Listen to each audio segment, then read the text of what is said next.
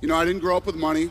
We weren't rich by any means, but we took this business from zero. Now the company's worth $7 billion.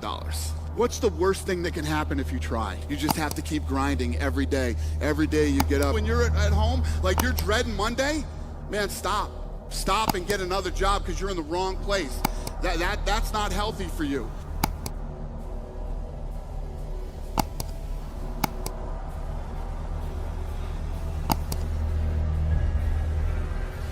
I knew I wasn't going to college. I knew that wasn't a reality, and I didn't really want to go to college.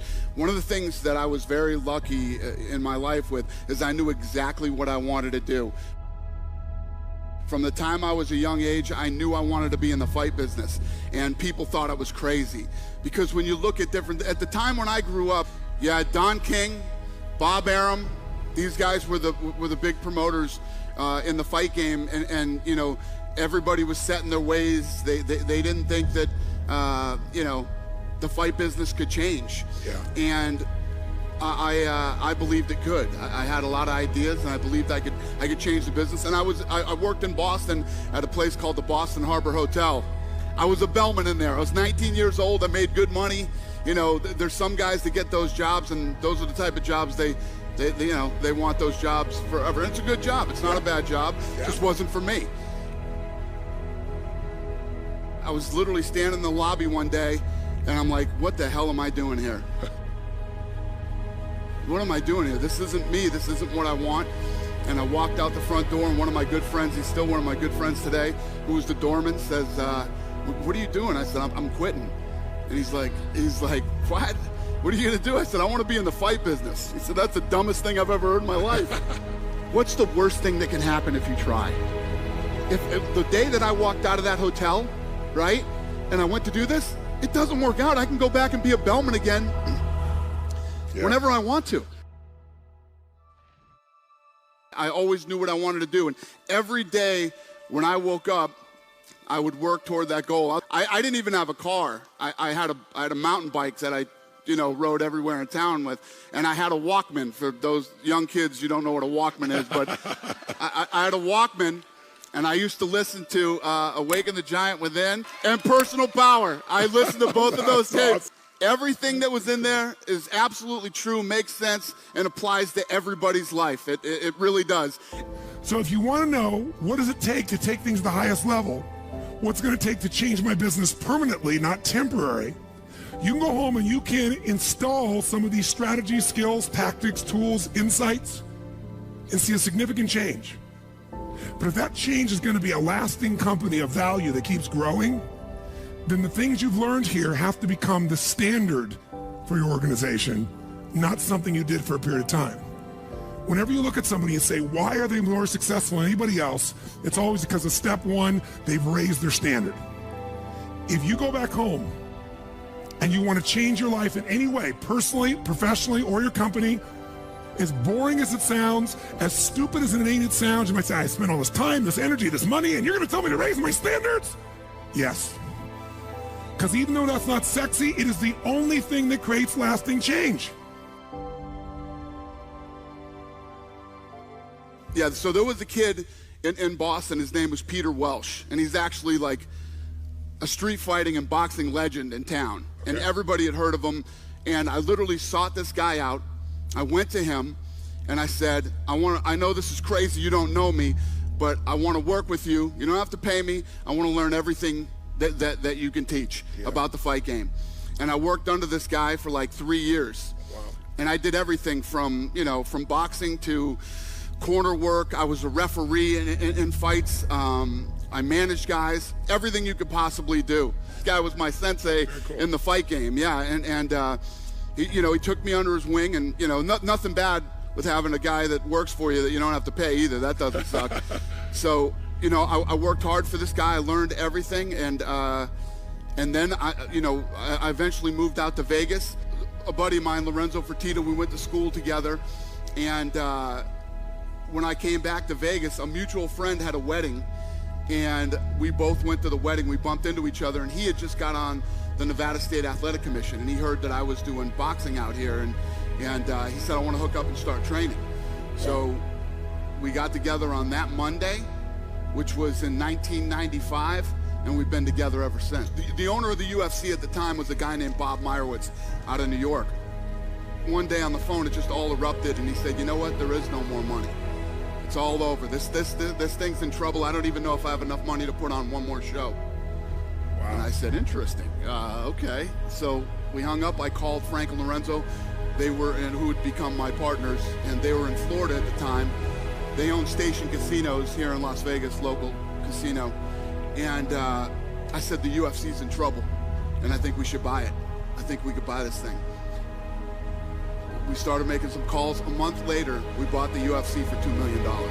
$2 million. And sold it for? $4.025 billion. So we bought it for $2 million. You hear $4 billion, that sounds great. But the burn of almost $40 million was not fun, and it was painful. And you know. And what did Lorenzo and Frank say about that? Was there a point when they were at a breaking point? Yeah. Lorenzo called me one day and said, I can't keep doing this, man. I can't keep burning all this cash, and I need you to get out there and find out what you could sell this thing for. So that day I made a bunch of calls. That night I call him when he's on his way home, and I said, you know what? Maybe $6-7 million bucks. We're in almost 40. I think I could get 6 or 7 million. And he said, okay, I'll call you tomorrow.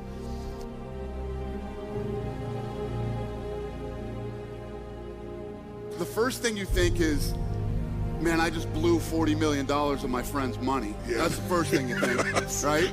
Yeah. And that's not fun. You've put all this time and energy into it, and it just doesn't work. It didn't work the way that you thought it would. Yeah. Then he called me back the next day and said, fuck it. Let's keep going. First of all, when you have a business idea, there's always going to be detractors and people that think, it won't work. You're always going to have those people around you and in your life, even when you're successful, believe me. It gets worse when you're successful. Then, you have to get to a point where you don't doubt yourself. You're so into this thing and you know that it's going to work. Timing is everything in life. Timing is everything.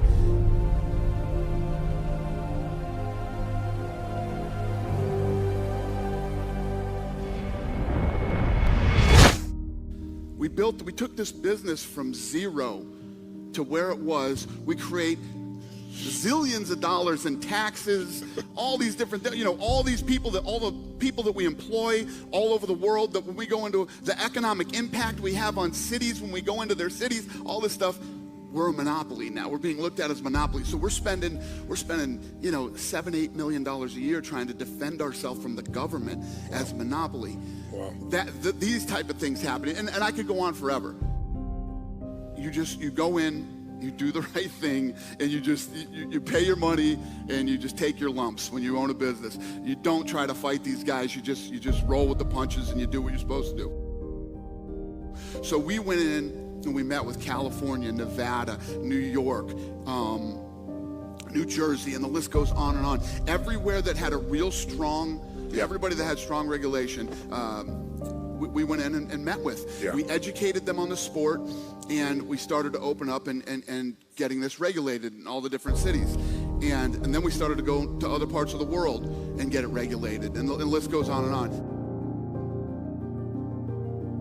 Then I had to fly from state to state and meet with all the reporters. You start meeting with the, from the New York Times to that, local sports reporters who cover sports every night in your hometowns. I literally flew around the whole country doing this for years. Yeah. And nothing happens overnight. You just have to keep grinding every day. Every day you get up, and it's, for us to make this happen with the UFC, it was really all about education. Yeah. And I always knew two things. If I brought these athletes in and you met them, you would realize the type of people that they are, and they're not what you expected them to be. Right. And if I ever got you to a live event, nobody walks out of a live event and goes, I don't ever want to see one of these again. That's true. So the energy's unbelievable. I knew if I could get you at least to get, whether you were a sponsor, a TV network executive, or whatever it was, if I could get you to the live event, I got you.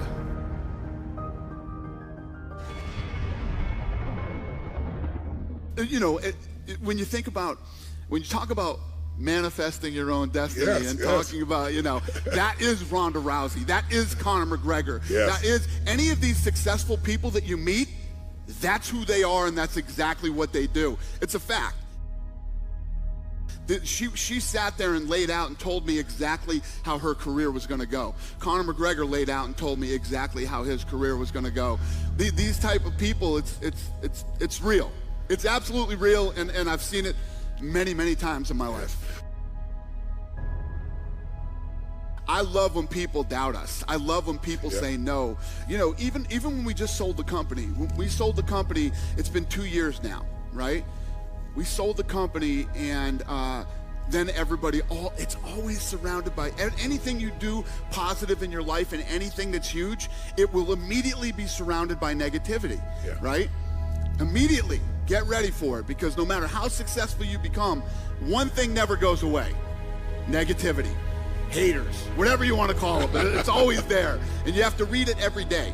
I separate myself from it. And back in the old days when we started, I used to read it to the point where I was just nauseous, I do not read any of that stuff, because one of the things that I have learned over my many years of doing this, their opinion doesn't matter. Their opinion means nothing. It is literally an opinion. It's negative bullshit, and it means nothing to you. It doesn't mean anything. It doesn't affect, unless you're the sick, twisted type of person like me that likes to let it fuel you. You let it. It's like your, it's like your fuel, and other than that, it's useless. It means nothing. Everything that the reporters write, everything that these people say, just don't even. Do your thing. Stay on your course. Stay focused, and keep your eye on the prize, and everything comes together.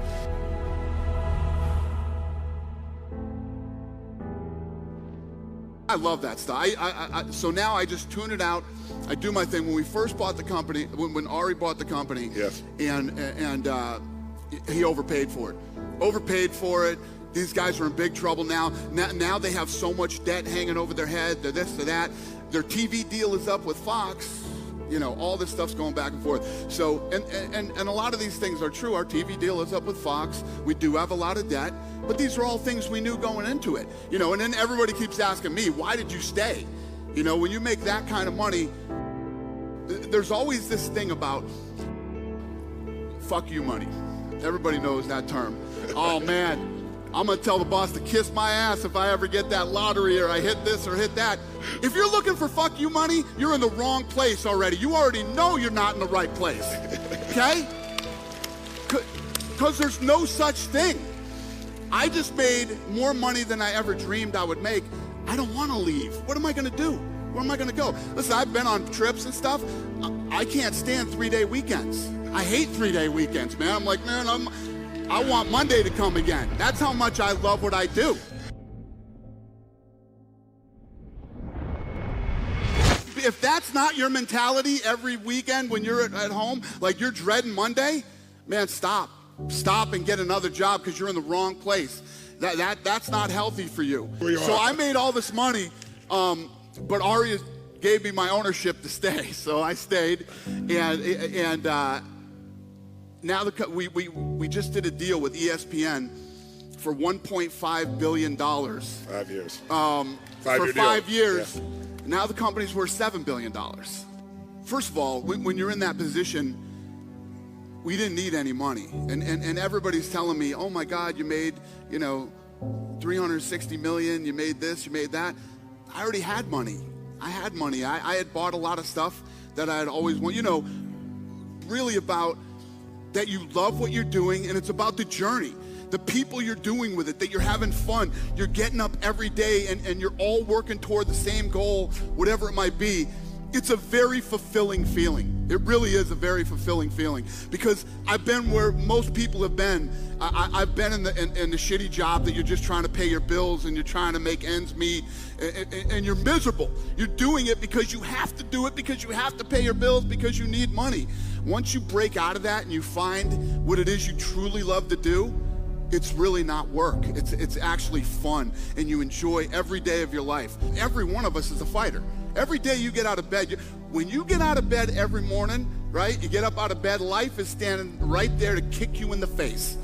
Ready, leg cocked, ready to go to kick you in the face. Because every day when you get up, bad shit's coming at you, right? Forget about work, your personal life, everything. Car don't start, to this, to that. Life is ready to get you, you know, and you got to get up and you got to fight through that bullshit every day. You have to. Can't roll over, man. You got to fight through all the shit that life throws at you. Then you get to a point where life's throwing a bunch of shit at you. Now work's throwing a bunch of shit at you. You know, your business that you have to fight for every day. And you have to get up and you have to have that to get up and fight every day, man. And once you get into it and you start fighting, it becomes addictive. You actually like it. I love competition. I love things that, I love adversity. I love when adversity comes at us. I love solving problems. I love, you know, in personal and professional life. I really do like, when we bought this company, ESPN would not cover us, wouldn't talk to us, wouldn't meet with us. January 1st, we're on ESPN with one of the biggest deals they've ever cut in combat sports history. So it took 18 years.